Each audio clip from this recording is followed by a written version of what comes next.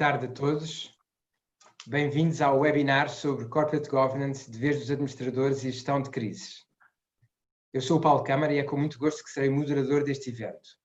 Este webinar é uma organização conjunta da Revista de Direito das Sociedades e de Valores Mobiliários do Brasil e do Governance Lab, que é um grupo de investigação internacional que agrega membros de Angola, Brasil, Cabo Verde, Macau, Moçambique, Portugal, São Tomé e Príncipe e Timor-Leste.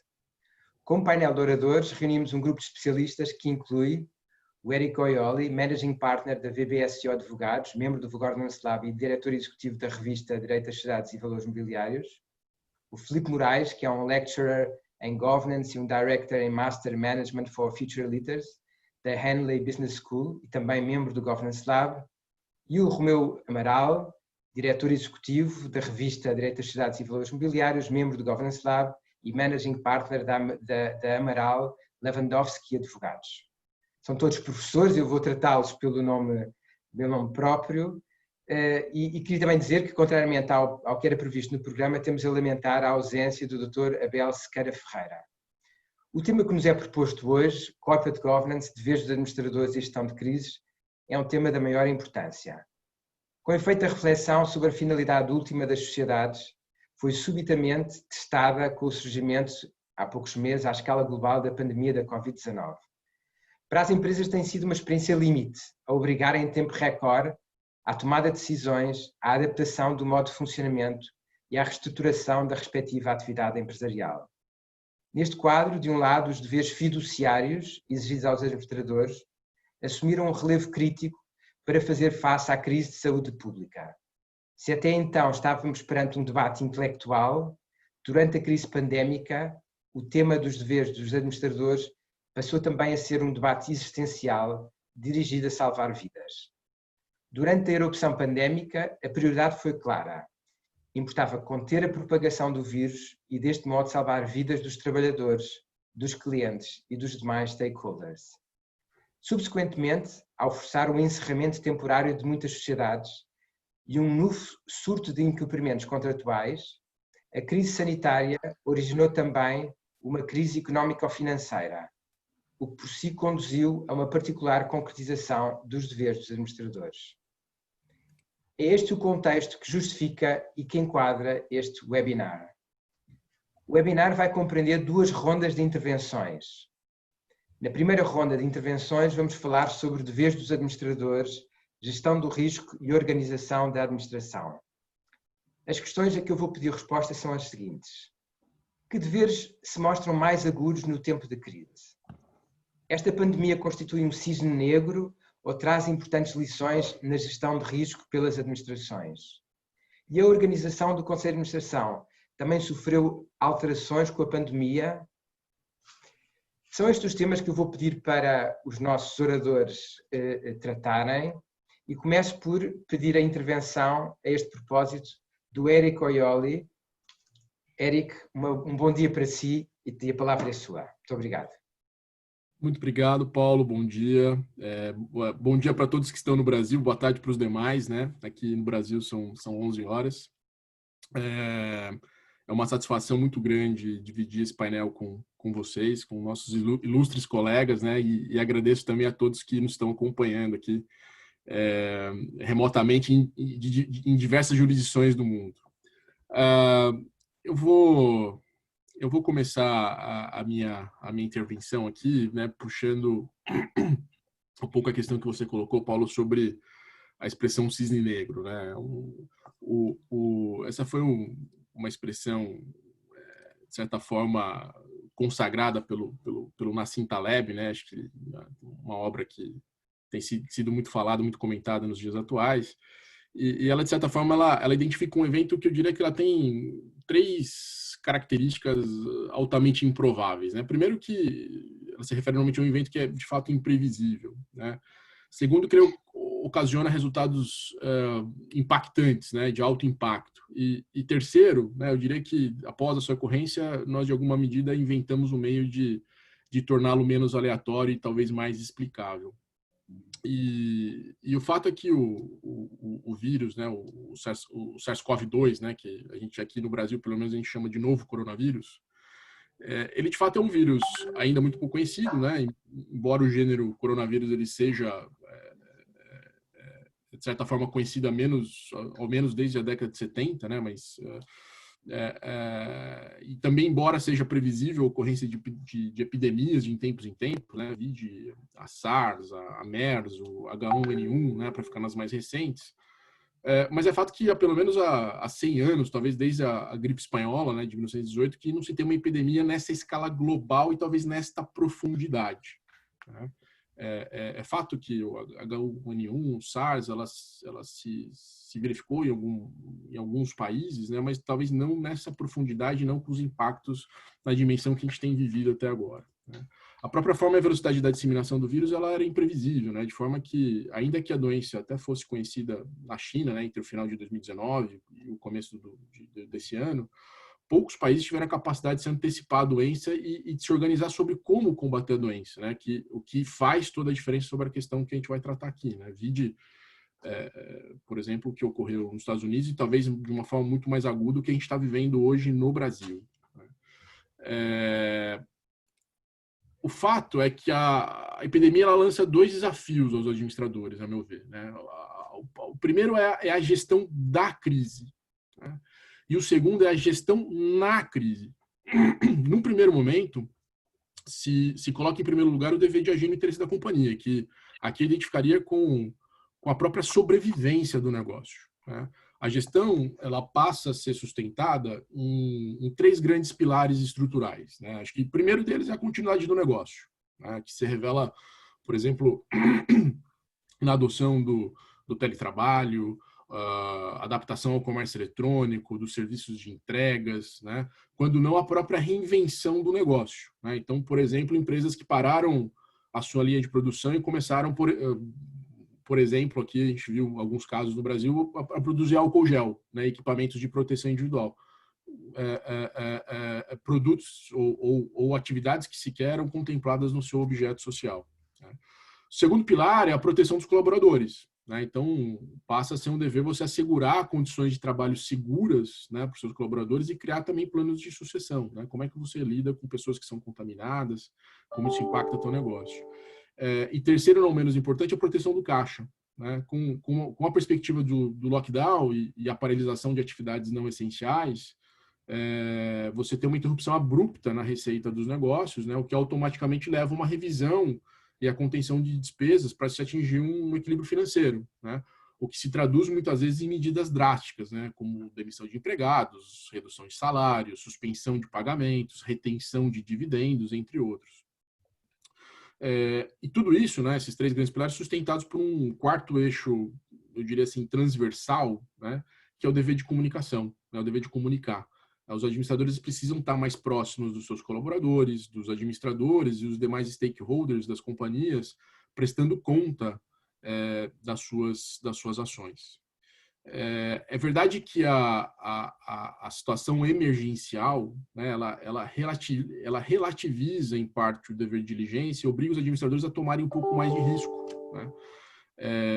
Decisões que muito provavelmente levariam meses ou anos para serem tomadas, né, têm sido decididas em questão de dias ou até mesmo horas. Né? A gente pode citar aqui vários exemplos. Eu vou citar um exemplo do que eu vivi na minha atividade como professor. Né? Um dos cursos de pós-graduação onde eu ministro aulas, o meu curso ele foi atingido bem no meio pela pandemia. Né? Então, metade do meu curso ele começou, ele seguia um formato tradicional, vamos chamar assim hoje analógico, né? E no meio veio a pandemia. E a instituição de ensino se viu obrigada a transformar completamente a sua operação, que era um método tradicional de ensino com aulas presenciais, para um formato online, né, em questão de pouquíssimos dias, algo que dificilmente uma instituição de ensino faria do dia para a noite. É, né, uma decisão quase radical que você teria que talvez que discutir, debater meses, né, sobre a adoção ou não, em que termos você adotar. Por uma questão de sobrevivência, né, a instituição foi obrigada a se adaptar. E assim tem sido até agora. Né? Então, todas as aulas têm sido no formato online e até surpreendentemente funcionando muito bem. Né? O que leva até a gente repensar o que vai ser o nosso novo normal. Né? quando isso tudo passar. Isso força, né, as instituições a tomarem um pouco mais de risco. E aí vem um segundo momento, né, que aí é o da gestão na crise. Né? O primeiro momento eu preciso gerir a crise em si, agora eu preciso aprender a gerir na crise. Né? Até porque a gente tem a crise sanitária e ela certamente é seguida por uma crise econômica que a gente ainda não tem a real dimensão, né, da extensão, da duração dos efeitos nas atividades das empresas. Né? E aí os administradores, eles se veem obrigados a dar continuidade às ações sobre os pilares, né, que sustentaram essas respostas emergenciais à crise, a continuidade do negócio, a proteção do caixa, a proteção dos colaboradores, mas também aumentar a resiliência do próprio negócio e prepará-lo aqui para o novo normal, né? Ou seja, para o mundo pós-coronavírus. Né? O que pode demandar adaptações importantes no negócio, como a descontinuidade de produtos, talvez demissões, venda ou aquisição de novos negócios, ou até mesmo mudança de objeto. Né? Dadas as incertezas em torno da pandemia, como, por exemplo, qual a extensão, a gente vai ter uma segunda, uma terceira onda de contaminações, quando a gente vai ter uma vacina, quer dizer, ainda tem muitas respostas, muitas perguntas em aberto, né? Muitas respostas ainda a serem descobertas. Né? Os administradores precisam trabalhar com cenários, né? E cenários realistas, se a gente pudesse assim dizer, otimistas, pessimistas, e monitorá-los constantemente, definindo gatilhos, né, para a adoção de planos de ação adequados a cada situação. E aqui se sobrepõe o dever da diligência. Né? Isso é um exercício claro do dever de diligência do administrador. É uma situação um pouco diferente das respostas emergenciais à crise. E é certo para mim que a crise ela vai trazer lições importantes para empresas, né? Sobretudo na avaliação e gerenciamento dos riscos, né? Preservação da liquidez, revisão das suas cadeias de suprimento, a própria forma de se relacionar com seus consumidores, com seus colaboradores. Né? Acho que essa crise está trazendo lições importantes que vão permear o futuro dos negócios. E também, muito provavelmente, né, uma vez passada essa pandemia, as decisões tomadas na gestão da crise, elas vão ser submetidas ao escrutínio de todos. Né? E aqui eu me refiro não só dos acionistas, mas de todos os stakeholders. Né?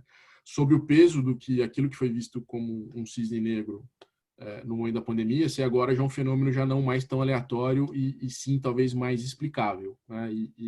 E aí a gente vai poder avaliar quais as decisões foram tomadas de uma forma correta, quais foram eivadas de equívoco. Né? Então, minha visão é um pouco desses desafios que os administradores precisam ou estão enfrentando hoje no contexto dessa pandemia. Volto a palavra para você, não sei se eu estourei meu tempo aqui, Paulo. Obrigado, Érico. Acho que foi um ótimo avanço, no fundo, situarmos dentro da imprevisibilidade. Há aspectos novos nesta crise, há outros mais antigos, quando estamos a gerir dificuldades financeiras. Eu nestas alturas, gosto sempre daquele mote: nunca desperdicem uma boa crise, há sempre lições a tirar da crise e às vezes a nossa memória é curta e esquecemos de crises anteriores, mas sem dúvida que esta crise tem elementos novos que nos apanharam totalmente desprevenidos. Romeu, qual é a sua visão sobre estes temas? Como é que o Romeu vê este tema dos deveres dos administradores, da forma de se organizar a administração perante este circuito de novidades imprevisíveis que a crise implicou? Paulo, bom dia a todos que estão no Brasil, boa tarde a todos que estão em Portugal ou em outros países com o fuso avançado. Gostaria de agradecer mais uma vez aí a organização do evento e a sua moderação e mediação. E também aos presentes, aqueles que nos assistem nas diversas jurisdições. Bom, as minhas respostas após a fala do Érico exigem um pouco mais de aprofundamento, então vou procurar aprofundar em dois temas. O Érico fez aí uma apresentação bastante completa sobre a situação e a resposta ao item 2. Eu vou falar um pouco dessa questão dos deveres fiduciários e das mudanças que nós tivemos no Brasil em termos legislativos. Então, em termos mais agudos, em tempo de crise, me parece que aflora-se o dever de diligência dos administradores, seja para lidar com os imprevistos decorrentes do caso fortuito ou força maior, seja para ajustar o planejamento e a estratégia de curto prazo, né? Bastante afetado. E aqui é importante situar o contexto brasileiro. Nós vínhamos, desde 2019, num momento de recuperação da economia, né? E 2020 era considerado, até 2019, era considerado um dos grandes anos, potenciais grandes anos do Brasil, em termos de recuperação. Então, as companhias, elas vinham se dedicando muito a novos investimentos, a aumento de capacidade, busca de novos mercados,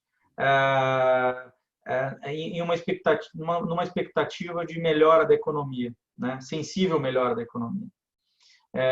Não só no Brasil, como no exterior também, né? Até porque muitas companhias brasileiras são exportadoras.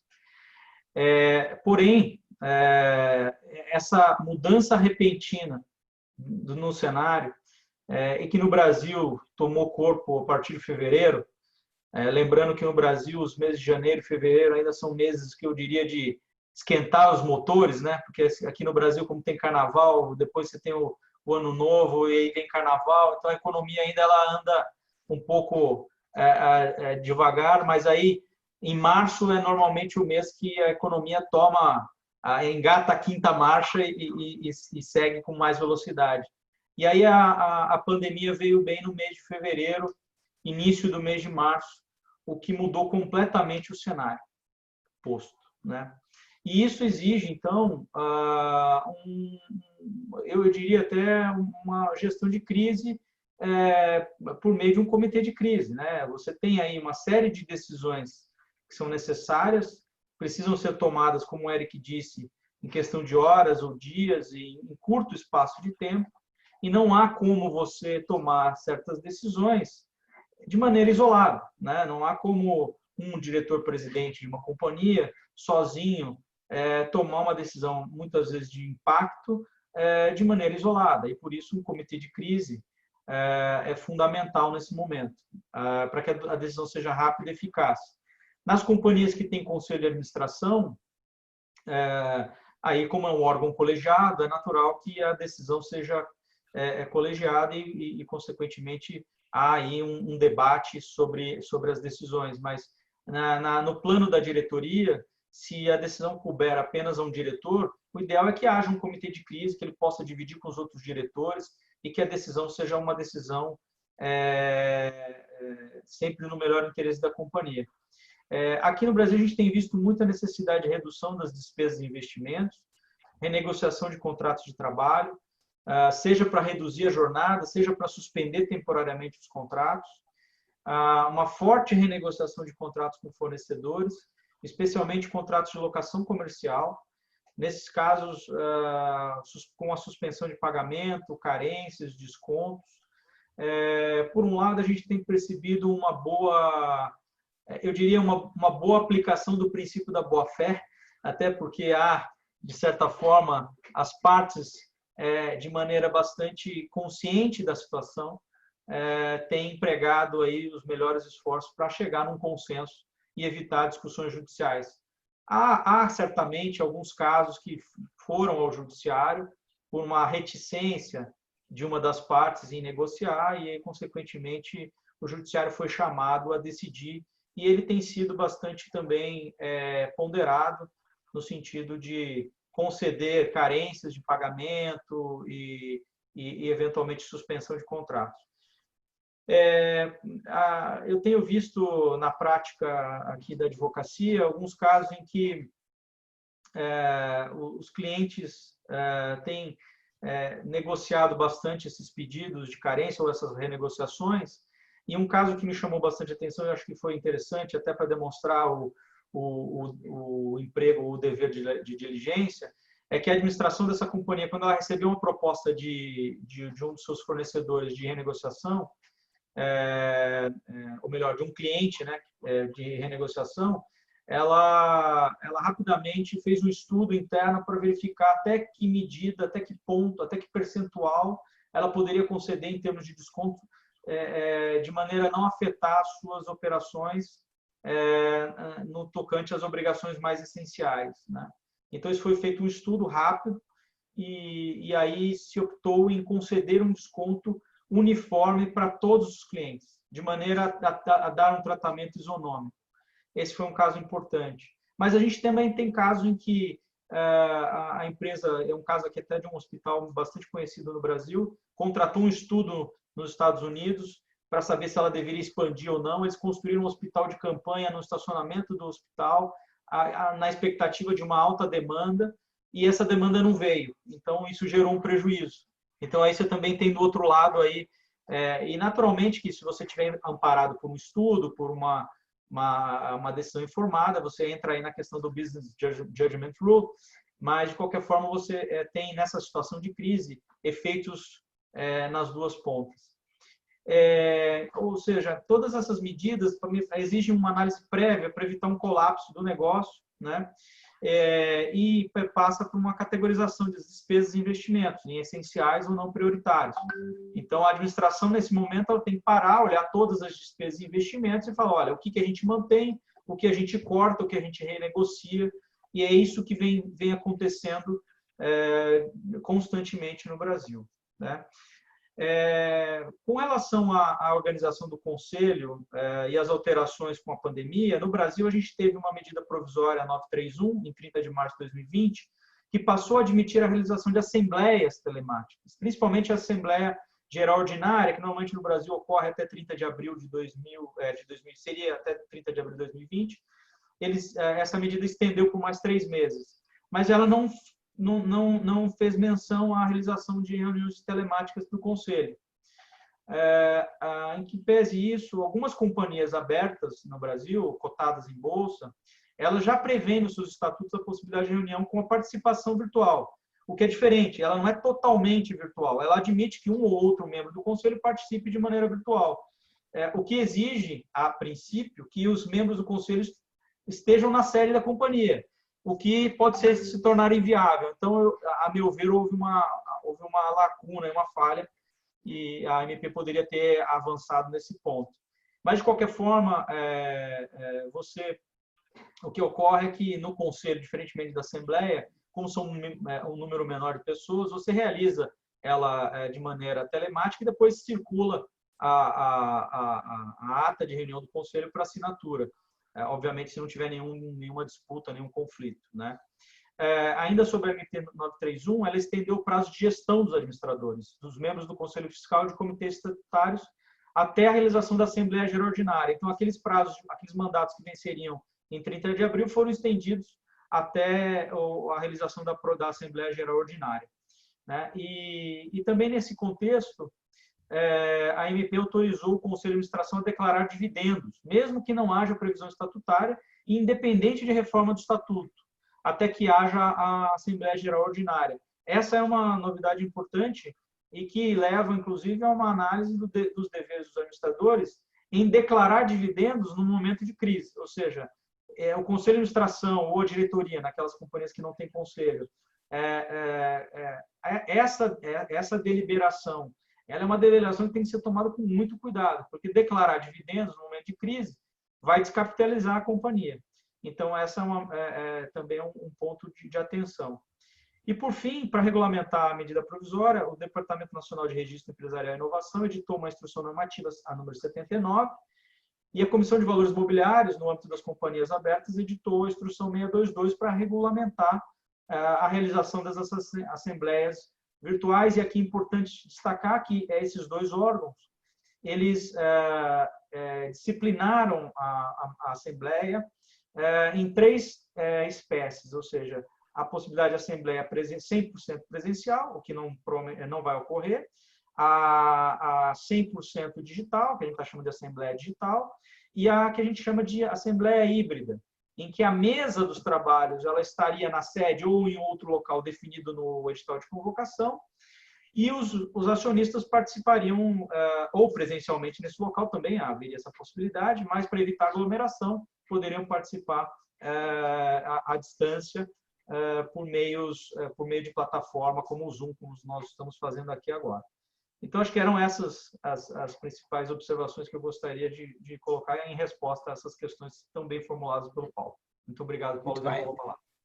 Romeu, muito obrigado. Acho que foi muito interessante este avanço, vendo de um lado a organização, essas novas medidas sobre assembleias digitais e telemáticas. Em Portugal nós já temos um regime há 16 anos, mas que foi agora testado, e vai ser sem dúvida importante ver até que ponto é que algumas dessas medidas, embora temporárias, vieram para ficar. Não é? Nós falamos muito agora do novo normal. Eu tenho muito a impressão de que a crise, de certa maneira, nos projetou para o futuro, em direção de uma maior digitalização do funcionamento das empresas, e esse legado é um legado que é um legado conquistado, é um legado que possivelmente não vai ter retrocesso, e desse ponto de vista todo o trabalho analítico de ver as implicações e a forma de estruturação num ambiente digital acho que é importante ser feito em todos os quadrantes.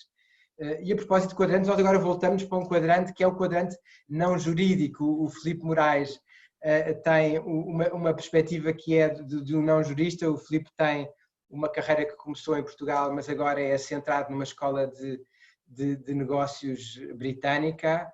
É um especialista em temas de organização, de governance, mas na prisma, digamos, financeiro e de organização das empresas. Filipe, boa tarde para ti, e a ti pedia-te, no fundo, também esta tua visão dos temas que estamos a tratar, como é que se colocam os deveres dos administradores em contexto de crise, como é que a organização das administrações se reinventa neste contexto, o que é transitório e o que é que, na verdade, veio para ficar neste âmbito. Muito obrigado, Paulo Câmara, e desde já cumprimentar toda a organização e todos os intervenientes neste evento, em Portugal e no Brasil.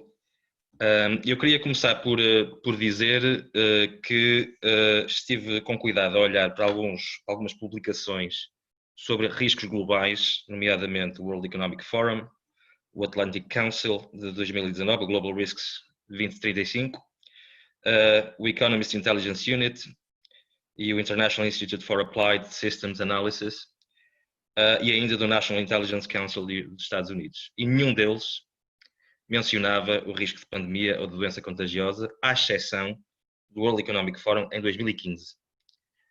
E ainda assim diziam que não teria grande impacto, nem grande probabilidade de acontecer, comparativamente a outros riscos. Portanto, desde logo, eu estou de acordo com a observação de que isto, pelo menos em termos reais, é um cisne negro, porque ninguém realmente se preparou ou conseguiu antever uma crise desta magnitude. Em segundo lugar, eu gostaria então de ir para a questão dos deveres fiduciários dos administradores e dizer que eles são sempre os mesmos, quer estejamos em crise, quer não estejamos em crise. E, portanto, eles são, de uma maneira geral, zelar pela sustentabilidade a longo prazo da sociedade comercial e, portanto, ter sempre o interesse da sociedade em primeiro lugar e esse interesse de longo prazo.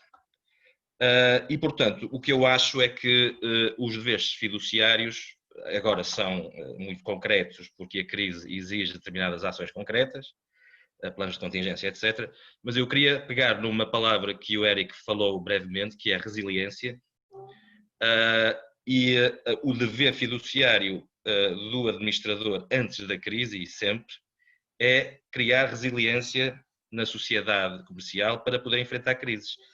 Porque eu admitia, dava de barato antes de 2000 que os administradores não tivessem tanto cuidado em criar essa resiliência. Mas depois do ano 2000, nós tivemos uma série de disrupções de larga escala que hoje exigem que os administradores estejam muito atentos e construam defesas sempre, não só quando a crise se efetiva.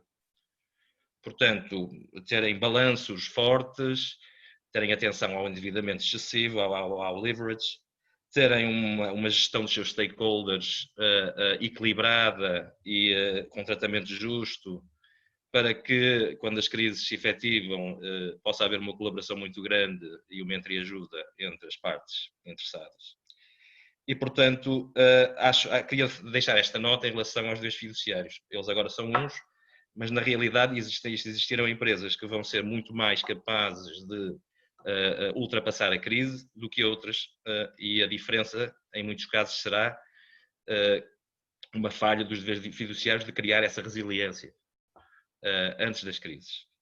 Depois, tinha aqui uma coisa que é os conselhos de administração podem, não executivos, podem ter a tendência ou podem ter a tentação de colocar muita pressão sobre o executivo neste momento de crise e ficarem mais acutilantes em termos de escrutínio sobre a performance. Atenção que o ambiente já está suficientemente incerto e o Conselho de Administração não pode adicionar incerteza à incerteza.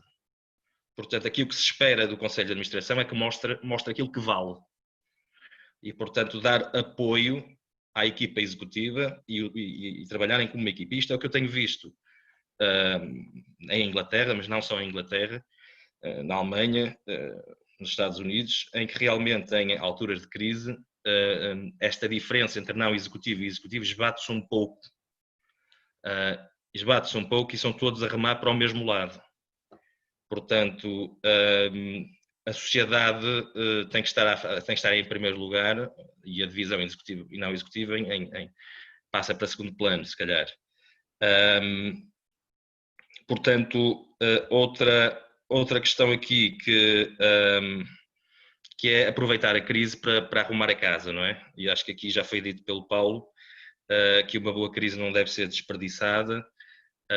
E, portanto, aproveitar a crise para tomar aquelas decisões que talvez estavam pendentes, que foram proletadas, que foram, se calhar, até ignoradas, e que, com a crise, existe também um mandato e uma razão muito mais premente e mais concreta para poder lançar esses temas e dar início a essas transformações que se impõem. Outra questão será, em algumas empresas, a crise ser usada como desculpa para maus resultados. E isso também tem que ser acautelado pelo Conselho de Administração.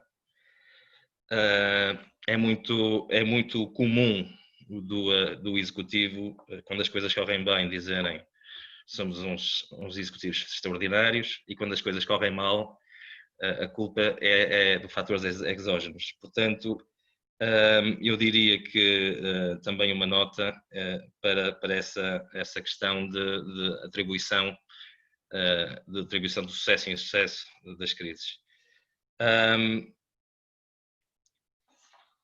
Não sei se de alguma maneira posso, desta primeira parte,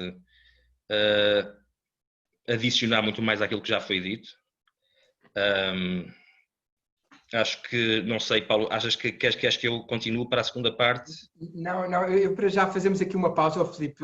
Eu acho que tu tocaste, deixa-me só fazer aqui alguns sublinhados em relação aos pontos por ti referidos. Acho que, em primeiro lugar, a ideia de que o quadro de deveres é um quadro permanente, pode ter concretizações mais intensas em certos períodos e, portanto, desse ponto de vista não há, se calhar, deveres novos, mas há concretizações mais agudas de deveres que nós já temos na base.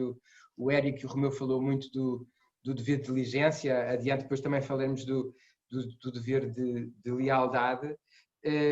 E é importante esta ideia que tu aqui trazes, a par da resiliência, de um apelo a uma certa coesão, isto é, de que o papel desafiador do board perante a Comissão Executiva deve ser um papel tendo presente a pressão sobre que está já a Comissão Executiva e, portanto, haver sempre aqui uma visão construtiva em nome de um bem maior, em nome do interesse da empresa, dos seus acionistas e dos stakeholders, como aquilo que, no fundo, se sobrepõe em momentos de crise.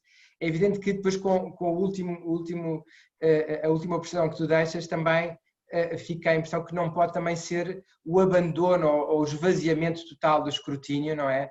Na medida em que a crise também não pode ser aproveitada como pretexto para a incompetência, como pretexto para camuflar más decisões, como pretexto para evitar, no fundo, aquilo que é o funcionamento do sistema e de pressão para o desempenho em circunstâncias normais e, portanto, fazer uma distinção clara entre causas exógenas, aquilo que é a responsabilidade da crise e medidas que tenham que ver com a crise, e outros aspectos que têm que ver com o passado ou com outros fatores que são alheios, na verdade à crise. Também este contexto, eu pego nas palavras do Érico há pouco, há muitas decisões tomadas em pouco tempo, não é? O tempo de maturação, o tempo de reflexão é um tempo muito mais reduzido, mais escasso, não é? Isso também, evidentemente, traduz alguma especialidade no contexto que vivemos. Mas acho que são pontos importantes que ficam para possível debate. Eu queria também dar nota de que no chat nós temos a recolha de questões e no final desta sessão iremos dar a oportunidade dessas questões serem apresentadas e, portanto, sobre todos estes temas que temos a tratar ou outros que porventura não tratamos, sintam-se encorajados para apresentar questões. E agora sim eu passaria a uma segunda ronda de temas, uma segunda vertente dos problemas que tem que ver com o sentido último da atividade das empresas e até que ponto é que esta crise é uma confirmação ou uma infirmação da reflexão sobre o ESG, o Environmental, Social e Governance, sobre o propósito das empresas. No fundo, a questão clássica, recorrente, durante esta crise, há uma necessidade de governação de acordo com o interesse acionista em termos muito exclusivos e estritos, ou devemos olhar a um leque mais alargado de stakeholders, devemos cuidar mais proximamente dos temas da sustentabilidade, ou eles ficam em suspenso, devemos ou não distribuir dividendos, já o Romeu há pouco falou no tema da distribuição de dividendos, deve haver ou não um dever de administração, suspender a distribuição de dividendos, a remuneração variável dos administradores deve ou não ser suspensa, os bónus que estão para pagamentos, e depois para o Romeu faria aqui uma questão sobre doações societárias deliberadas pelos administradores. Enfim, no fundo, até que ponto é que esta crise, Filipe, gostava de te ouvir em primeiro lugar, é que esta crise demonstra a razão para quem apoia uma governação de acordo com o propósito societário, de acordo com um leque mais amplo de stakeholders, ou será que este momento de aperto nos obriga a olhar primeiro para voltar aos lucros, o back to basics e deixamos para mais tarde a questão do cuidado com os stakeholders e com a sustentabilidade e com um leque mais alargado e diria eu, civilizacionalmente mais ambicioso daquilo que é a vocação da empresa. O que é que te parece, Filipe? Paulo, eu vou já responder à tua pergunta, mas se me permites vou só ligeiramente atrás, porque me esqueci aqui de 2 ou 3 notas em relação à organização do Conselho. Desde logo, eu gostava de salientar a importância de muitas vezes da separação do CEO e do Chairman nos Conselhos em altura de crise. E muitas vezes o CEO aqui assume um papel muito mais operacional, muito mais próximo das operações e da execução, e o Chairman um papel muito mais de embaixador, de estar por trás, falando com os stakeholders, falando com os acionistas, com os stakeholders mais relevantes. Isto é uma prática que eu vi funcionar muito bem quando há, naturalmente, uma boa relação entre estes 2 indivíduos. E depois dizer que a criação de comitês especializados, há muito mais trabalho e os comitês temporários para a gestão da crise vão variar, mas convém que eles tenham não só gente da empresa, mas também é a altura de os conselheiros, dos advisors, até mesmo externos, que sejam de confiança, darem a sua perspectiva externa e poderem também integrar estes conselhos de crise, porque toda a ajuda e toda a perspectiva é importante nestas alturas. Portanto, os conselhos de crise serem compostos não só por gente interna, mas por não executivos independentes e por gente numa capacidade de advisory que possa contribuir durante um período para os trabalhos.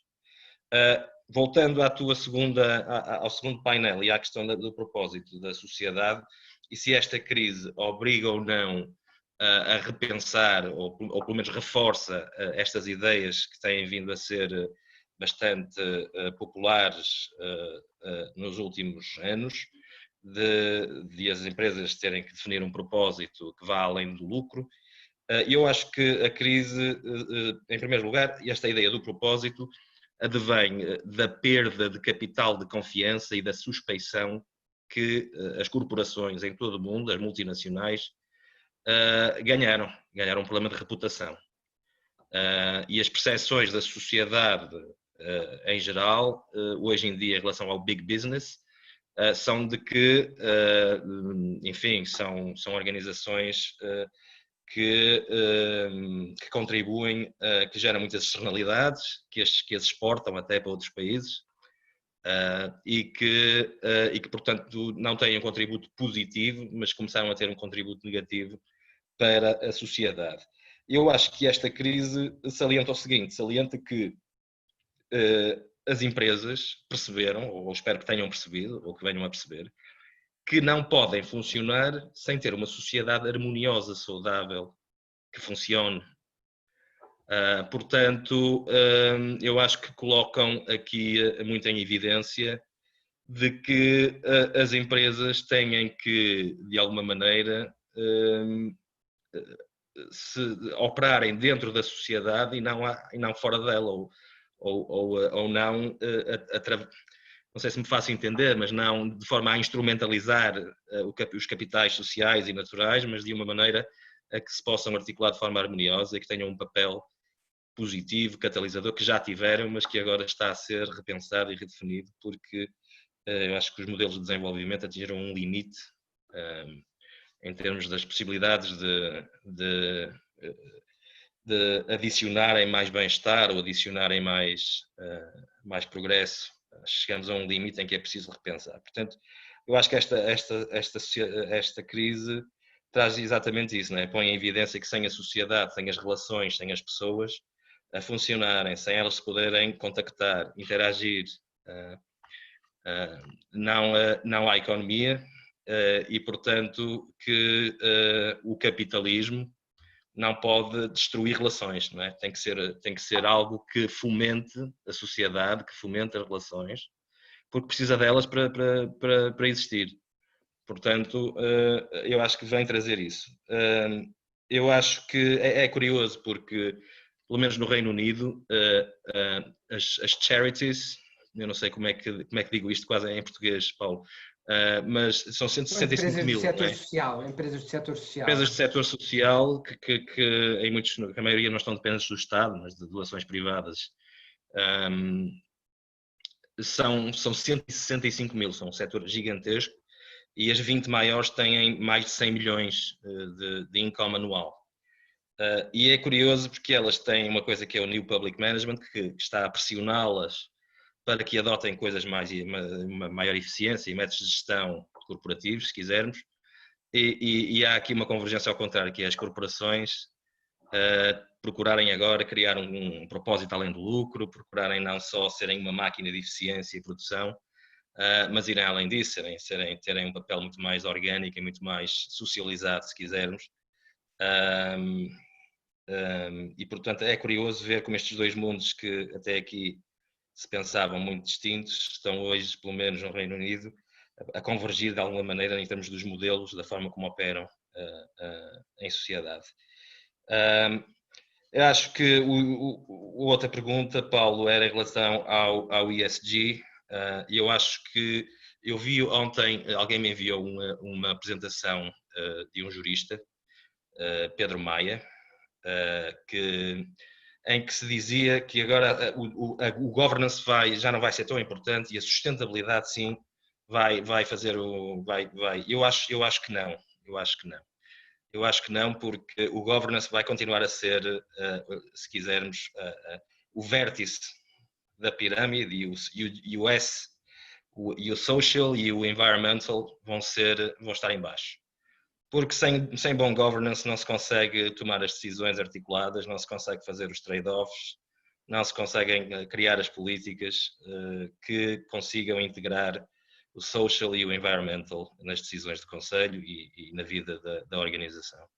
De maneira que eu continuo a achar que o governance vai ser dos três o mais importante, ou é aquele, ou pelo menos é o primeiro, porque cria as condições para que se tomem as decisões depois certas em relação ao resto.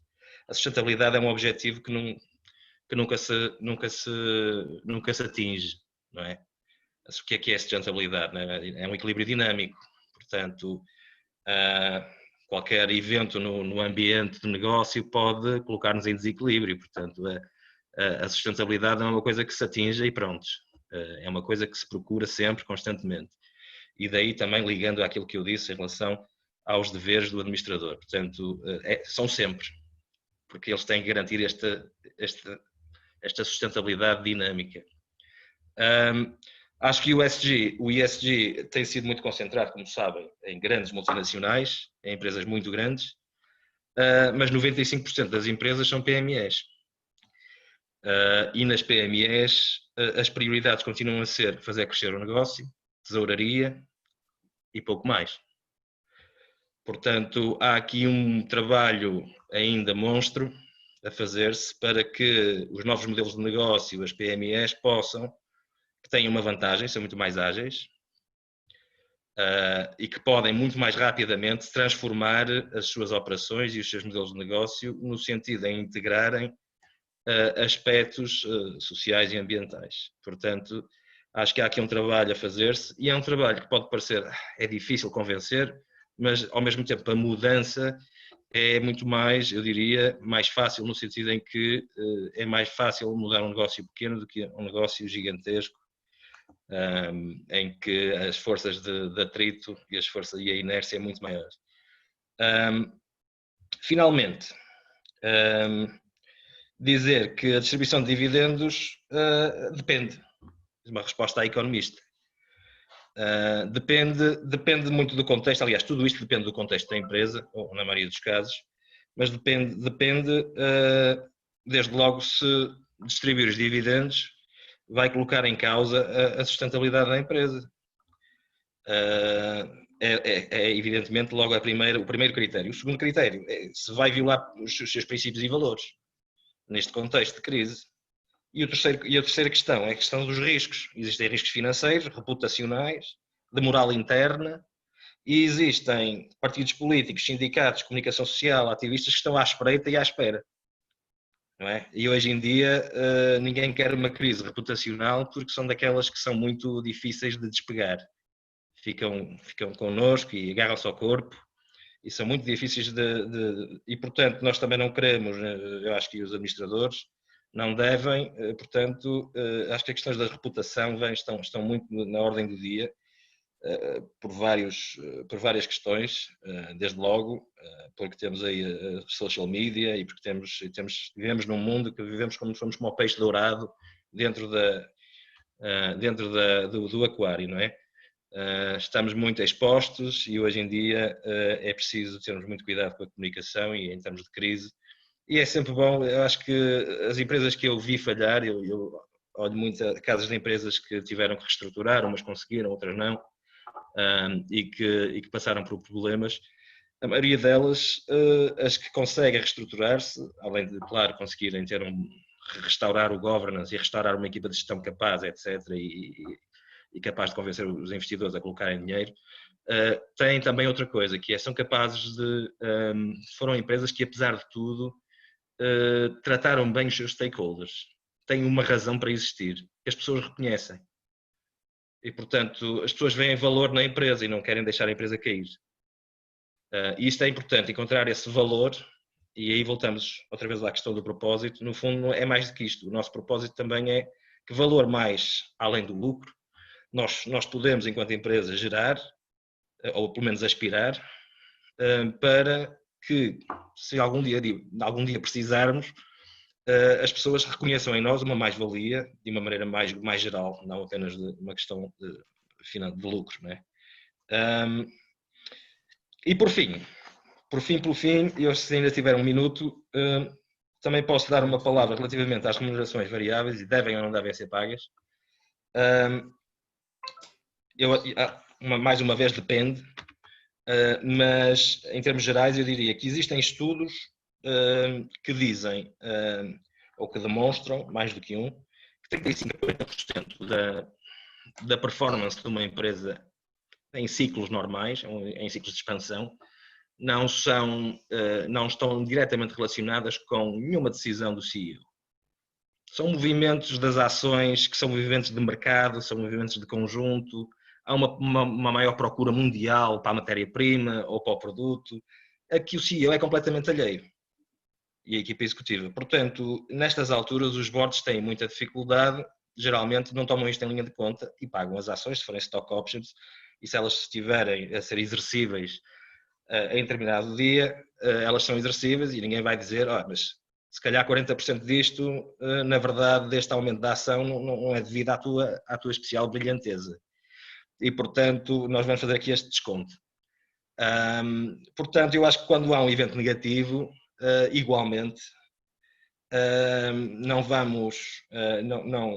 podemos, ou pelo menos devemos pensar que, sim senhor, o CEO e a equipa executiva não têm absolutamente culpa nenhuma do evento, mas eu acho que a coisa coloca-se ao contrário também, não é? E, portanto, dito isto, eu acho que se um plano de stock options for exercível hoje, é muito complicado para a equipe executiva que claramente vai perder valor sobre performance que provavelmente já foi deferida até durante uns anos, com clawback provisions, etc. E, portanto, é muito complicado deixar de pagar isso. Agora, os bónus, eu acho que há espaço para... Bem, Filipe, muito obrigado. Foi mais uma intervenção importante para iluminar estes temas. Sem perder tempo, eu endereçava de imediato a palavra ao Romeu Amaral. Romeu, como é que vê este tema, no fundo, da finalidade última das empresas e, no fundo, as implicações tangíveis que isto traz, atenção aos stakeholders, à sustentabilidade, pagamento entrega de doações, pagamento de remunerações, dividendos. Qual é que é a sua visão sobre este tema, Romeu, por favor?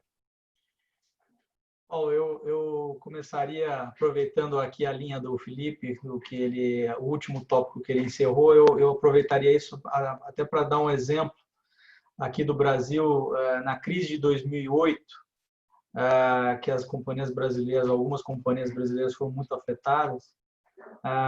Eu trabalhava em uma delas e veio à tona essa discussão sobre o plano de stock option dos administradores. Até porque era uma operação em que uma empresa se unia à outra e num processo de incorporação. Uma delas, o valor da ação estava super alto, então o management todo com o plano dele valendo, não estava underwater. E a outra companhia com o management com o plano totalmente underwater, porque ela tinha sofrido muito com o problema dos derivativos, né? E aí, qual foi a opção? O que o Conselho de Administração da empresa já consolidada, o que ele fez? Ele optou em revisar, em aditar os planos de stock option, ou seja,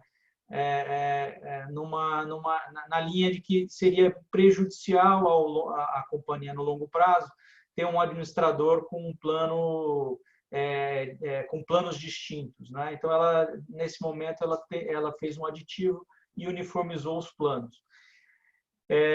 Mas talvez naquele momento a crise fosse uma crise com começo, meio e fim muito bem delimitado, né?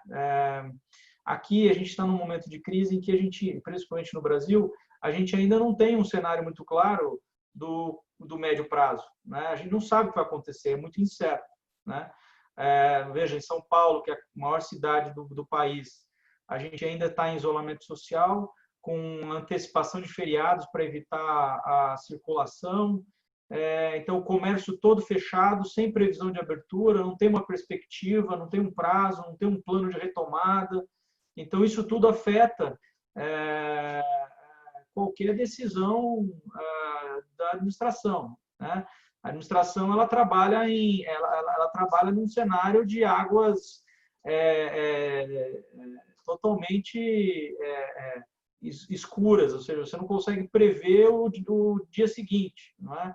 Então, é natural que um plano de remuneração variável tenha que ser revisitado, talvez não agora, talvez tenha que ser revisitado no momento em que você tiver um pouco mais de clareza sobre o futuro.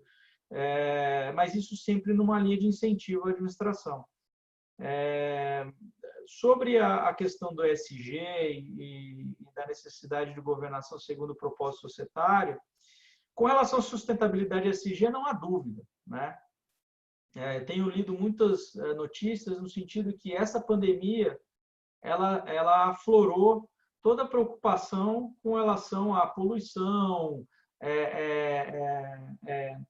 cuidado com o meio ambiente, enfim. E isso tudo, principalmente voltando aqui ao exemplo de São Paulo. Em São Paulo é uma cidade que tem altos índices de poluição, alto índice de circulação de carros. Então, assim, as pessoas vão começar. A gente percebe um movimento de maior preocupação com essas questões e que certamente vão influenciar as companhias, né? Não só os investidores vão procurar companhias que têm a preocupação com políticas de sustentabilidade, ESG, mas como a própria comunidade, a sociedade vai buscar exercer o seu papel de maneira que as companhias também se adaptem a essa nova realidade. Sobre o propósito societário, a nossa lei societária, a lei de sociedades anônimas, ela tem uma regra para os controladores muito clara, no sentido que eles devem respeitar os interesses dos demais stakeholders, dos trabalhadores, da comunidade, e isso se insere no dever de lealdade do acionista. No âmbito dos administradores, você tem uma norma que ela trata do dever do administrador de atuar também, de exercer as suas atribuições para conferir ou para lograr os fins e o interesse da companhia, satisfeitas as exigências do bem público e a função social da empresa. São conceitos abertos, né, que a gente sabe, mas, de qualquer forma, eu acho que a gente tem que tomar um pouco cuidado de separar as coisas. O propósito societário, como o Business Roundtable lá nos Estados Unidos divulgou, eu não sei se aquilo tem efeitos jurídicos, né? Há uma discussão nos Estados Unidos, inclusive, se há efeitos jurídicos naquela declaração, por vários motivos. Primeiro, a administração tem poderes para mudar o interesse da companhia, ou seja, e aqui no Brasil me parece que não, porque o interesse da companhia aqui é o interesse comum do sócio. Então, teria que os sócios deliberarem uma mudança no propósito da companhia. Agora, outra coisa, se eu der mais atenção aos interesses da comunidade dos trabalhadores em detrimento dos acionistas, ou seja, em detrimento do lucro, será que eu não posso ser punido por faltar com o meu dever de diligência ou lealdade, ou seja? Então, assim, também você coloca a administração numa situação muito delicada. Na minha opinião, o que é isso? A companhia ela continua tendo, os administradores têm que continuar buscando maximização de resultados. Agora, é natural que isso tem que ter um equilíbrio. Eu acho que a questão aqui é de equilíbrio. Não há como imaginar uma companhia que não busca a maximização do resultado, até porque daí a gente iria para um outro tipo de um outro modelo, uma outra entidade, iria para uma associação sem fins lucrativos, uma fundação, e não uma sociedade. A sociedade é inerente à sociedade, a busca pelo resultado. Agora, é óbvio que esse resultado não pode ser atingido a qualquer custo. Eu acho que esse é o grande papel aqui do propósito societário. Você não pode querer buscar um lucro a qualquer custo. Então, há necessidade de um equilíbrio. E a sociedade vem exigindo isso, né? Você vê as novas gerações exigindo que as sociedades exerçam seu papel colaborativo, cuidem da comunidade, cuidem da sociedade, cuidem melhor dos seus trabalhadores, cuidem melhor dos seus clientes, dos seus fornecedores. Então, isso é, eu diria, um caminho para você atingir o lucro. Então, assim, você não pode querer obter o lucro a qualquer custo, né? E desconsiderar todos esses stakeholders que estão ao redor. Mas isso não pode ser também algo que se inverta, né? Ou seja, não pode agora também exigir que a administração somente cuide dos stakeholders e deixe a obtenção de lucro de lado. Então, acho que por isso que há necessidade de se buscar um equilíbrio em todas essas relações que circundam a companhia.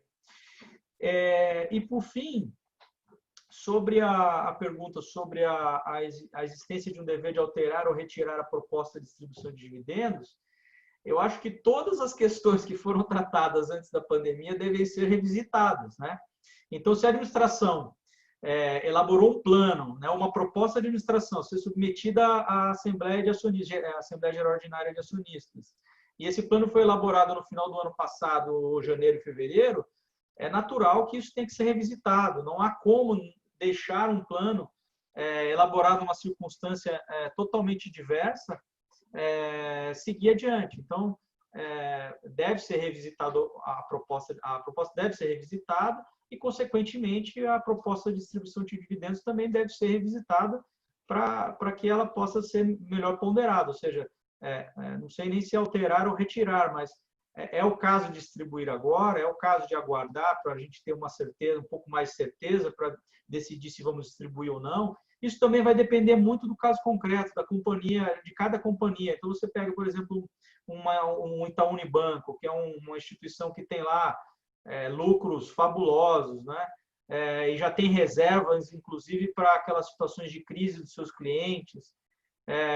Distribuir um pouco de lucro talvez não afete tanto, não impacte tanto o negócio. Agora, para aquela companhia que já está numa situação difícil, não tem reserva, o lucro foi pouco, será que não é o caso de segurar esse lucro e esperar para ver o que vai acontecer ao longo do ano? Então, eu acho que sim, deveria haver uma revisão da proposta. Muito bem. Romeu, eu não queria só pedir-lhe só mais um minuto o seu comentário sobre o tema das doações decididas pela administração. Eu sei que o Romeu tem uma ideia também sobre isso. Sim, Paulo, obrigado. Sim, é interessante. Esse tema é um tema muito delicado, né? As doações são muito importantes nesse momento, né? Em algumas situações aqui no Brasil, têm sido importantíssimas para o nosso sistema de saúde público, que tem uma deficiência, uma carência, e as doações de algumas companhias têm sido fundamentais para a compra de equipamentos, de respiradores, de máscaras, de álcool em gel, ou seja, para montar hospitais de campanha. Então, isso é inegável, eu acho que isso é indiscutível.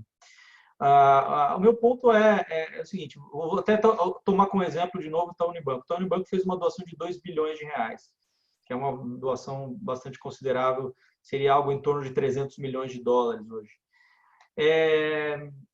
Mas se você olhar o Estatuto Social do Itaú Unibanco, o Conselho de Administração não tem poderes para isso, né?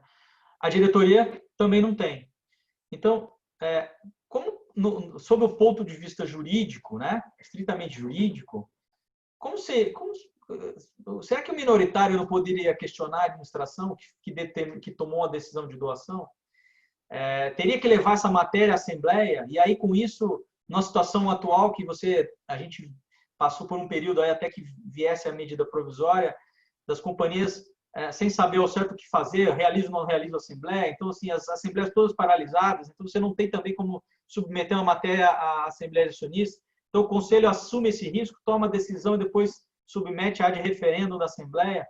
Então, é uma questão que eu diria que ela deve ser muito bem refletida e daqui para frente a gente deveria até pensar, se for o caso, até em constar no Estatuto, dar alguma alçada para o Conselho de Administração, se for o caso, dentro de um determinado parâmetro de valor. Olha, pode doar nessas circunstâncias até um determinado valor, até para dar uma segurança ao administrador, né? De que ele não vai incorrer em nenhum ato que extrapola as suas atribuições.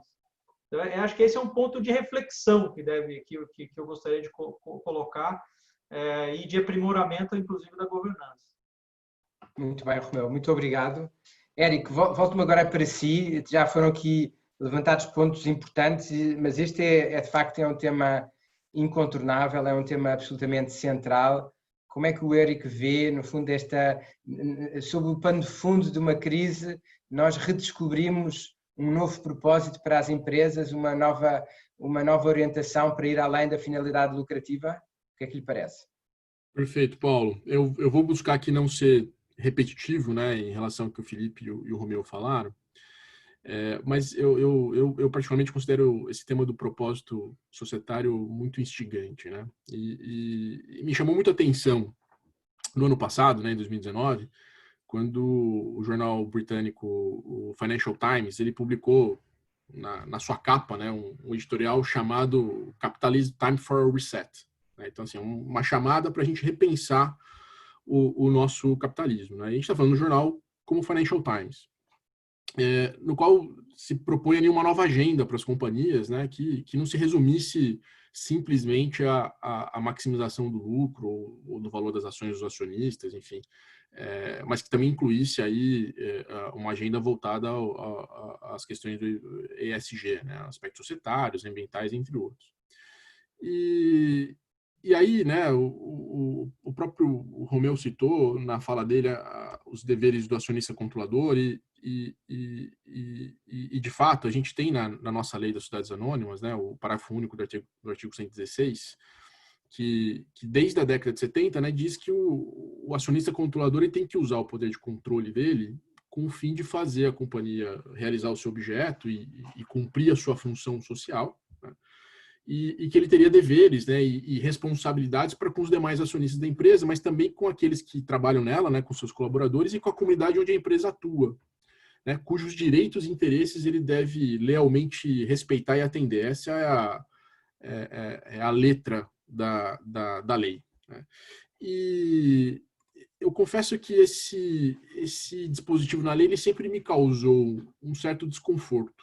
Né? Na verdade, bastante desconforto, porque eu sempre ouvi, desde a minha época de graduação na faculdade e também na pós-graduação, que em função desse dispositivo, né, a nossa lei societária, né, a lei societária brasileira das sociedades anônimas, ela sempre foi tida como uma lei institucionalista em princípios, né, filiando-se ali à escola alemã institucionalista do Walter Rathenau, mas contratualista de fato, né, com uma forte influência da doutrina italiana.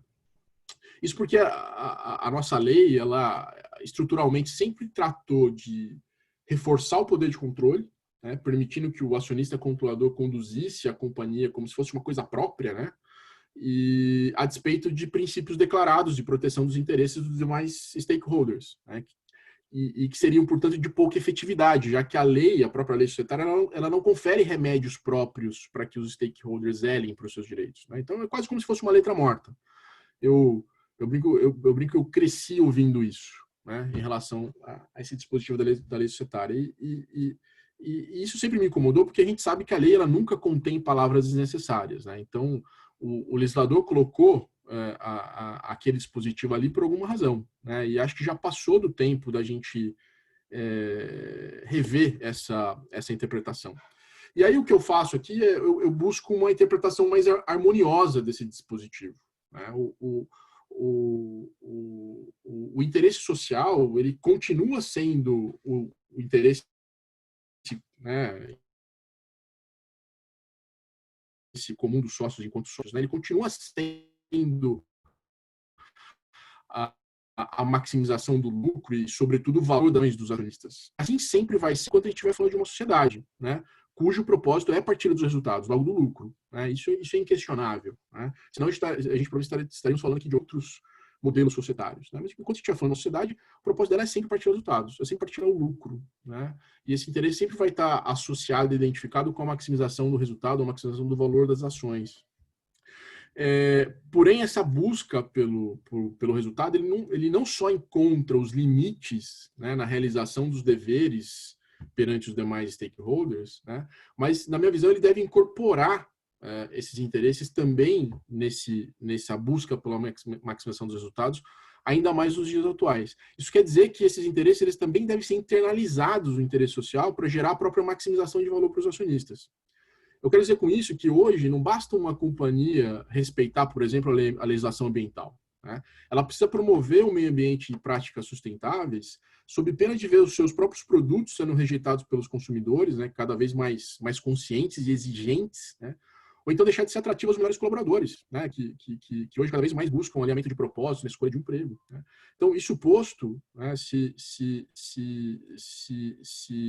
os meus consumidores passam a consumir menos meus produtos porque eu não sou uma empresa sustentável do ponto de vista ambiental, ou se eu não consigo atrair os melhores talentos para uma empresa, porque hoje, principalmente as gerações mais novas, são muito alinhadas com a questão do propósito, não querem trabalhar na minha empresa, isso obviamente extrai valor da companhia, o valor da companhia diminui, né?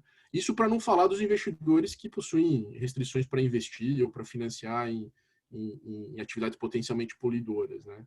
Então, a crise que a gente vive hoje, inclusive, ela ressalta, né, ou acelera esse processo de transformação do propósito das empresas, né? Por exemplo, hoje se estima que nesse período de redução de atividades econômicas, você teve uma redução de emissão de carbono na ordem de quase 25%, né? E é muito claro, numa cidade como São Paulo, do tamanho de São Paulo, você vê os céus, os rios estão mais limpos, né? O ar está mais respirável, né? E cada vez mais, né, nesse contexto que a gente está vivendo hoje, você tem uma rejeição social, né? As empresas que têm, por exemplo, demitido em massa.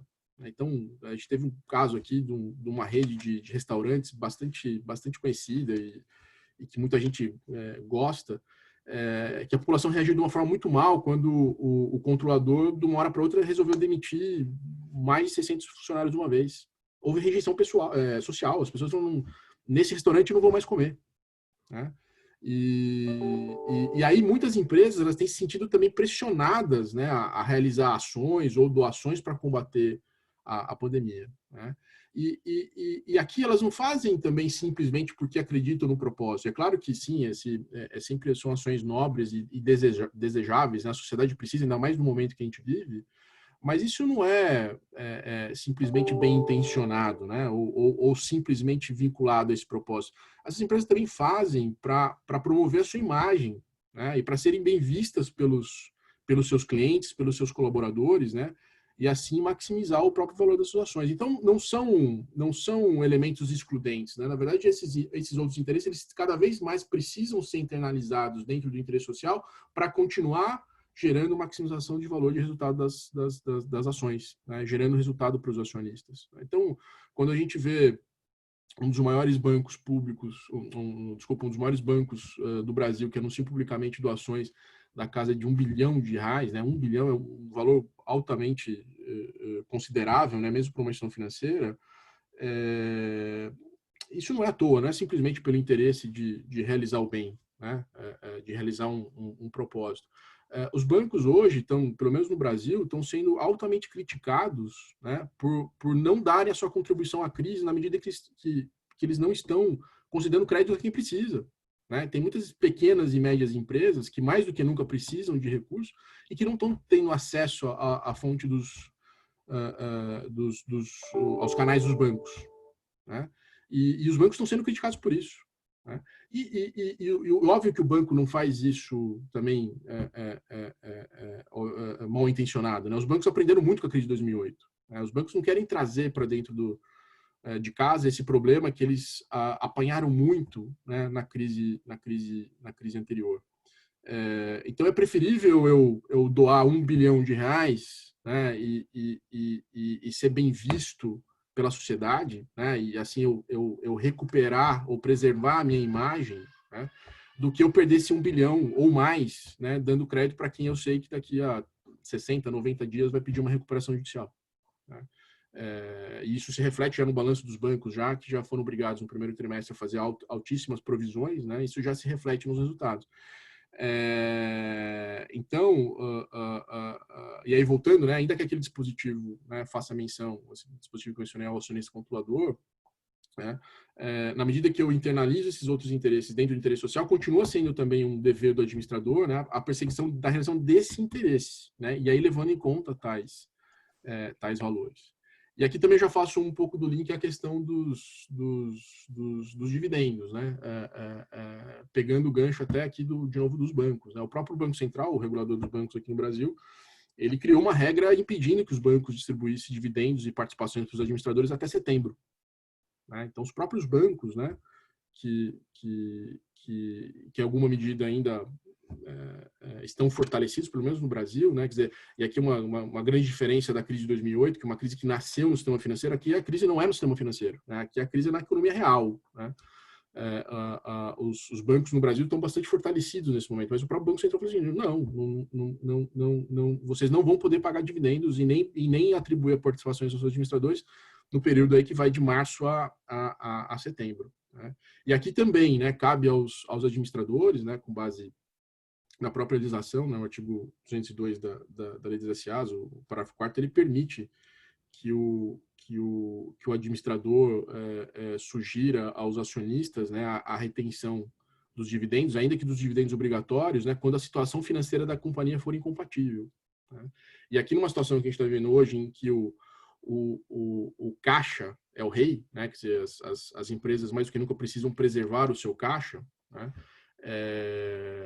E muitas empresas no Brasil têm um capital de giro muito curto, né? Então, e essa é uma das grandes discussões que se tem aqui no Brasil sobre a duração e a forma de se fazer esse período de isolamento social, né? Porque a verdade é que a realidade nossa é muito diferente da realidade no país europeu, né? São poucos os empresários, né, que têm capital de giro para sobreviver um mês, né? Você não tem reservas para muito mais do que isso, né? Então, como é que você vai criar um isolamento que você fique 2, 3 meses completamente paralisado? É uma realidade difícil, muito dura, né, para todos, né, e que geram efeitos danosos, né, e aqui, né, nem cabe fazer comparações, né, entre a doença e os efeitos econômicos. Acho que não são visões antagônicas, mas o fato como é que eu vou, ainda que eu tenha resultados extraordinários de um exercício passado, como é que eu vou distribuir dividendos, né, lucros para os acionistas, se eu tenho caixa para sobreviver 1 ou 2 meses?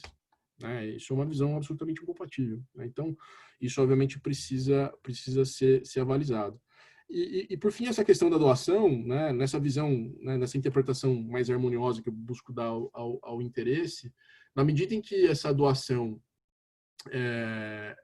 ela é internalizada dentro do próprio interesse social, eu entendo sim que o administrador ele fica autorizado a realizá-las, né? Óbvio, dentro de uma situação que seja compatível, né, com a própria situação financeira da companhia, né? Quer dizer, não adianta eu reter o dividendo do meu acionista, porque eu estou dizendo que, olha, eu não tenho caixa para te pagar, e em contrapartida eu estou pegando esse caixa e fazendo doações para terceiros, né? Mas à medida em que a realização de doações com esse propósito identifique com a própria maximização do valor das ações, porque isso é necessário e desejável para que as empresas continuem sendo bem vistas e avaliadas, né? Eu entendo sim, é possível e compatível essa visão. É assim a forma como eu penso. Muito bem, Érico, muito obrigado. Fechamos o círculo e eu acho que esta ideia de uma pressão maior dos stakeholders, dos trabalhadores, mas também dos consumidores, o escrutínio diferente que as empresas hoje sofrem, o Filipe Moraes também falou sobre isto, a pressão dos social media, o capital reputacional como um capital muito importante hoje e que as empresas querem preservar, querem defender, o que também os obriga a olhar para além da finalidade lucrativa. Acho que esse é um legado importante deste momento que vivemos. Eu gostava agora de pedir ao Artur Boareto que nos desse indicação das questões que no chat foram colocadas. Eu vi que algumas questões foram colocadas. Talvez o Artur possa fazer a indicação de todas as questões e depois eu daria a palavra sucessivamente a cada um dos oradores para cada um em 4 minutos, 3 minutos, fazer as suas reflexões finais a partir das questões apresentadas. Artur, que questões é que temos aí na linha?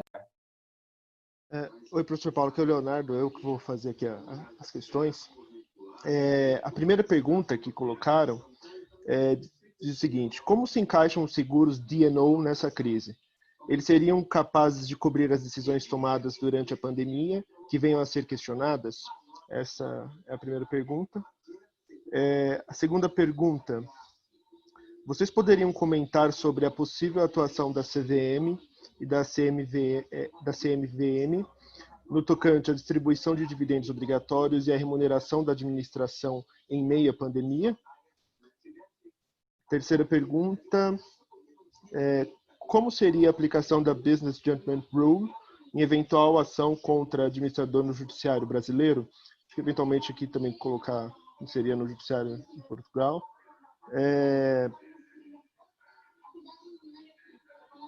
Tem mais uma questão aqui para a gente limitar a 4. Face às lições desta crise, podemos dizer que os administradores têm ou devem ter o direito fiduciário direto, artigo 64 do Código das Sociedades Comerciais, de minimizar os impactos ambientais da empresa e de promover o desenvolvimento sustentável? E no que respeita à proteção dos direitos humanos? Muito bem, Leonardo. Eu acho que temos já aqui um lote bom de questões e portanto, eu talvez seja, em vez de fazermos uma resposta questão a questão, eu pediria agora a cada um para fazerem as intervenções finais e fazermos desta ordem, primeiro o Romeu Amaral, depois o Érico Oioli e por fim o Filipe Moraes, e portanto em 3 minutos, enfim, não temos a hipótese de desenvolver todos estes temas, talvez como gostaríamos, mas numa intervenção final, Romeu, o que é que lhe sugere estes tópicos para a sua reflexão, como intervenção final? Obrigado, Paulo. Sobre a questão da atuação da CVM e da CMVM, eu vou me limitar à CVM, que é o que eu conheço. Mas aqui no Brasil, a CVM ela tem uma postura não muito intervencionista em certos temas. Então, eu acredito que, na minha opinião, não sei como pensa o Eric, mas eu acredito que ela não vai emitir nenhuma norma ou nenhuma instrução, nenhuma opinião sobre a distribuição de dividendos obrigatórios à remuneração da administração. Ela vai deixar isso a critério das companhias, das respectivas administrações, e, obviamente, só se houver alguma violação de um dever ou de alguma norma do mercado é que ela provavelmente deve atuar. É o que a gente tem visto. Agora, o que acontece é que, como a própria CVM permitiu, obviamente não foi a CVM que permitiu, porque foi a medida provisória, mas a CVM regulamentou a medida provisória. E aí, tanto a medida provisória como a instrução da CVM, a 622, permitem a realização de assembleias. A medida provisória permite a realização de assembleias com um prazo estendido, ao invés de 4 meses, 7 meses após o término do exercício social, e como também permite a realização de assembleias virtuais, muitas companhias adiaram a realização da assembleia e, consequentemente, a matéria sobre distribuição de dividendos obrigatórios ela fica suspensa, aguardando a Assembleia Geral Ordinária, a não ser que a administração, o Conselho de Administração, dentro daquela faculdade que a medida provisória atribuiu ao Conselho, delibere sobre uma declaração de dividendos intermediário, né? Ou seja, com base nas reservas já acumuladas. Mas eu acho que essa declaração de dividendos obrigatórios deve aguardar a Assembleia Geral Ordinária. E no Brasil não há, enquanto não houver essa declaração, não há como exigir esses dividendos.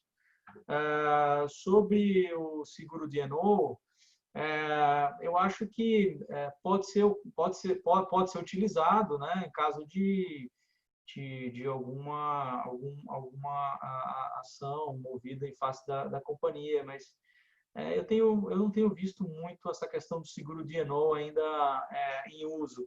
O que eu tenho visto, e tem um caso prático interessante, é o seguro de responsabilidade civil ou de perdas e danos diretos e lucros cessantes, porque, por exemplo, a gente tem um caso aqui de um cliente que a fábrica do cliente foi interditada por uma decisão da Justiça do Trabalho, porque tinha um funcionário com Covid, determinaram a suspensão da fábrica inteira.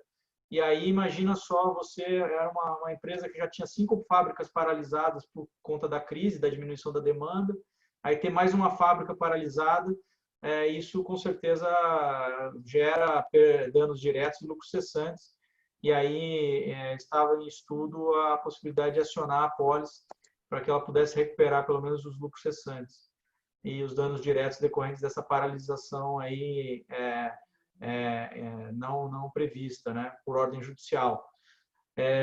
Então, acho que são essas 2 contribuições.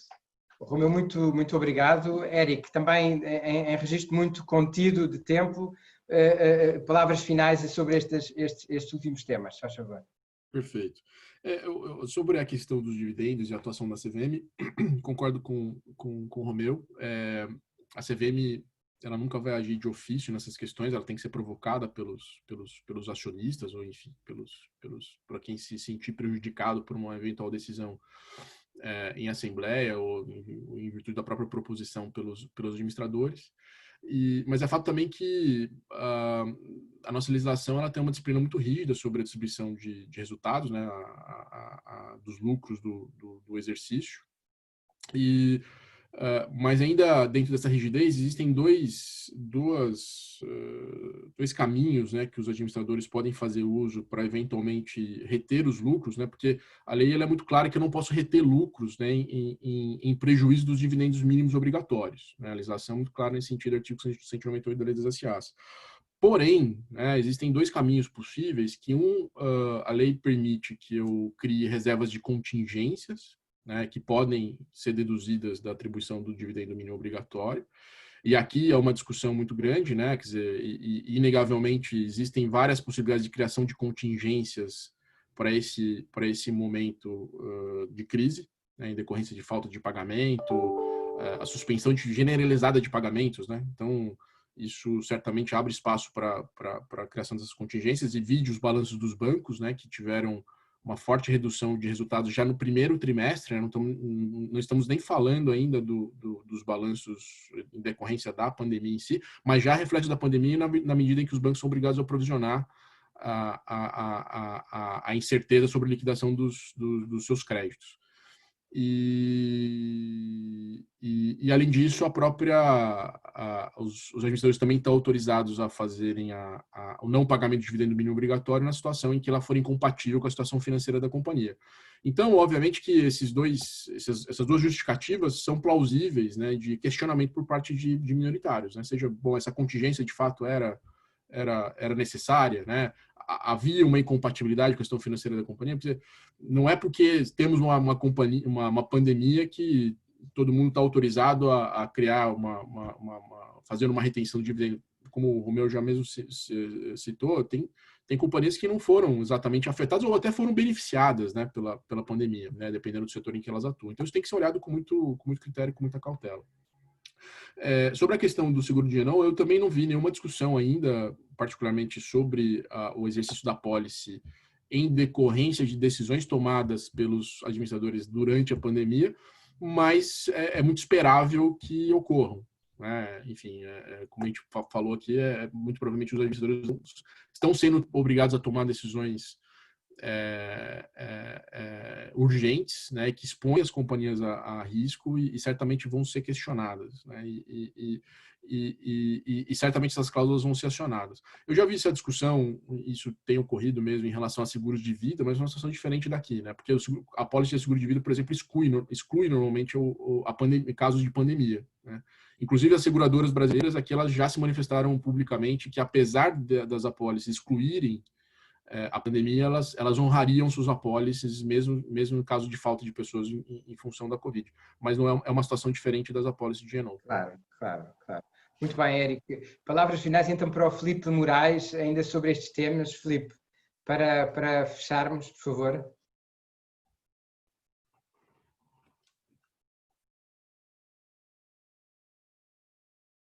Filipe, não te estamos a ouvir. Tens que ligar o microfone, se faz favor. Estão-me a ouvir agora? Paulo, estava a dizer que não me vou referir a nenhuma das questões que foram colocadas pelos nossos ouvintes, direi assim, porque acho que os meus colegas de painel estão muito mais qualificados para responder, porque elas têm um caráter eminentemente jurídico. Mas gostava de deixar uma última nota, porque eu acho que, ao fim e ao cabo, o que nós falamos aqui hoje foi do papel do governo societário na crise, e eu acho que gostava de deixar esta nota, que há 3 funções fundamentais do governo societário que estão interrelacionadas. A primeira é, como disseram, criar valor sustentável, maximizar o valor, mas de forma sustentável, evitar a destruição de valor, e eu acho que os códigos do governo focam-se muito nisto, e menos na parte de criação, e depois determinar como é que este valor é distribuído. Vai mais para o acionista, vai mais para os empregados, vai mais... Como é que é? E, portanto, eu acho que a maioria das empresas hoje está preocupada em evitar a destruição de valor. Algumas, poucas, estão a tentar perceber como é que o vão distribuir. E outras têm a oportunidade, aquelas que conseguiram criar as tais condições de resiliência, que estão em condições de aproveitar oportunidades que esta crise vai deixar.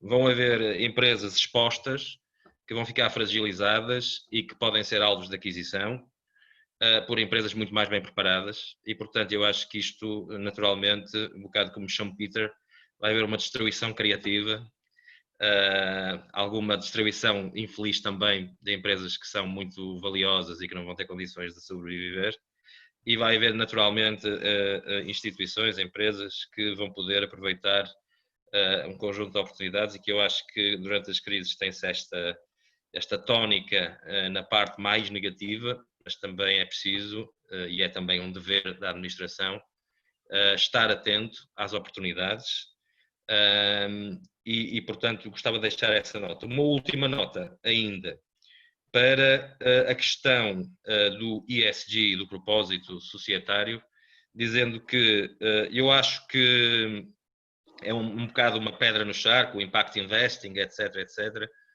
Toda essa nova terminologia de há uns 15, 20 anos para cá é um bocado um choque do modelo estabelecido e estes choques criam sempre alguma resistência e eu acho que isto não está para ficar. Eu tenho algum contacto com empresa, com asset managers como a Hermes Investments e outras que são bastante grandes e que têm equipas de stewardship a olhar para estas questões. E isto está para ficar, está para ficar. Acho que ainda há pouco tempo saiu no Wall Street Journal uma notícia de que 48% dos shareholders da Morgan Stanley, creio que foi da Morgan Stanley, exigem agora que o banco divulgue um relatório sobre a forma como as suas atividades de crédito estão ou não a tomar em conta os fatores ESG.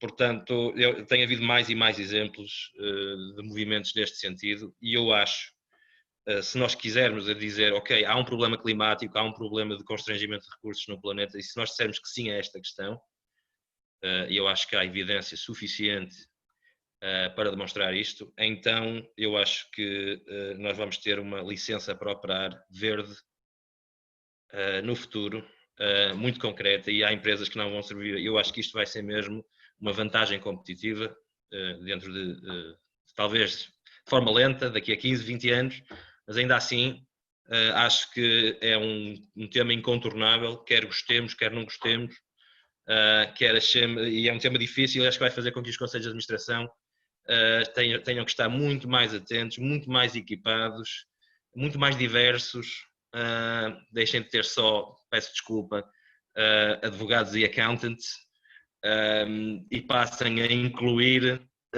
outras pessoas com visões distintas, porque as decisões vão ser agora procurar equilíbrios muito mais difíceis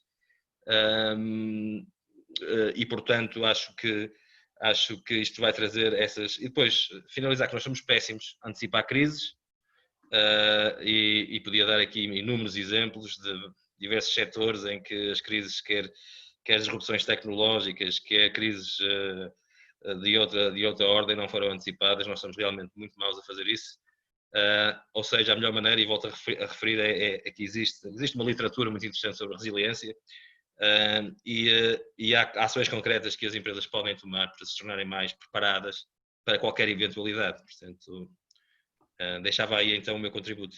Muito bem, Filipe Moraes, muito obrigado. Acho que terminamos com ideias importantes que ficarão certamente agora para a nossa reflexão. É tempo de terminar. Eu queria agradecer a participação de todos e faço notar que tivemos quem nos assistisse do Brasil, de Angola, de Portugal, de Cabo Verde, de outras jurisdições. Eu não consigo discernir todas, mas eu percebo que foi, na verdade, uma audiência internacional.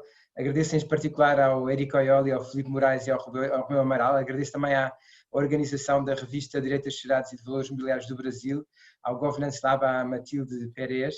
Endereço aqui um cumprimento especial ao Abel Ferreira, que não pôde estar connosco, Convido-vos a todos a acompanhar as reflexões do Governance Lab no nosso site. Nós, em breve, estaremos a publicar um novo livro em que estes temas serão amplamente tratados e como síntese final, eu julgo que é importante acompanhar as implicações dos tempos que vivemos. É isso que no Governance Lab procuramos fazer e espero que tenha sido para todos, como foi para mim, de utilidade e proveito este tempo. Bom final de semana para todos, com muita saúde e até breve. Muito obrigado.